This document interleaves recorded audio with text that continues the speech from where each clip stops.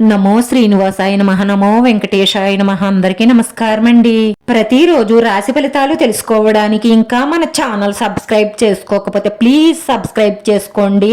Like చేసి మీ పూర్తి support మన శ్రీనివాస ఛానల్ కి ఇవ్వండి.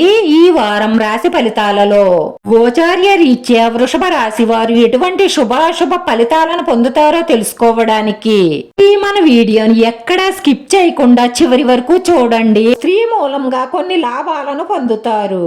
పట్టుదలగా చేసే ప్రతి ప్రయత్న కార్యంలోనూ విజయం సాధిస్తారు.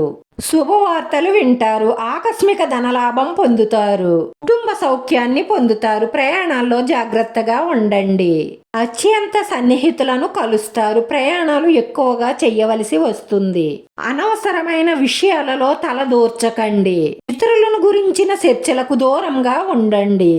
మనోధైర్యాన్ని కోల్పోకండి. ఆరోగ్యం పట్ల శ్రద్ధ వహించండి. నూతన కార్యక్రమాలకి కొన్ని ఆటంకాలు ఏర్పడతాయి. కోపావేశాలను తగ్గించుకోండి. కఠినమైన మాటలు మాట్లాడడం మానేయండి. ఈ కుటుంబ సభ్యులలో మార్పును కోరుకుంటారు. ఈ మార్పును కూడా వాళ్ళు కోరుకుంటారని గ్రహించండి. మీరు తలపెట్టిన కార్యక్రమాలు కొంత ఆలస్యంగా పూర్తవుతాయి. స్త్రీల విషయంలో కొంత జాగ్రత్తగా ఉండడం అవసరం. స్థిరాస్తులకు సంబంధించిన విషయాలలో సమయస్ఫూర్తి అవసరం అవుతుంది. ఉత్సాహంగా కాలం గడిపే ప్రయత్నం చెయ్యండి. అపకీర్తి రాకుండా జాగ్రత్త పడండి. పాత రుణాలను తీర్చే ప్రయత్నం చేస్తారు. కొత్త రుణ ప్రయత్నాలు ఫలిస్తాయి. నమ్మకమైన పవిత్రమైన ప్రేమ తప్పకుండా గెలుస్తుంది. పెద్దలను ఒప్పించి పెళ్లి చేసుకునే ప్రయత్నమే చెయ్యండి.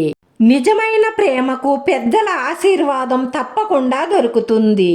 కుటుంబ కలహాలు దూరమవుతాయి. అందరితో స్నేహంగా ఉండండి, కానీ చెడు పనులకు దూరంగా ఉండండి.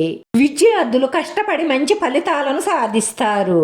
ఈ వారంలో ఒక స్త్రీతో గొడవ జరుగుతుంది. మీరు ఎంత గొడవ జరగకూడదు అనుకున్న గొడవ అయితే తప్పదు, కానీ మీరు కోపావేశంలో అనకూడని మాటలు అనడం వల్ల తరువాత ఆందోళన చెందుతారు. కోపం వచ్చినప్పుడు మౌనమే మేలు. దాని వల్ల చాలా సమస్యలు రాకుండా ఉంటాయి.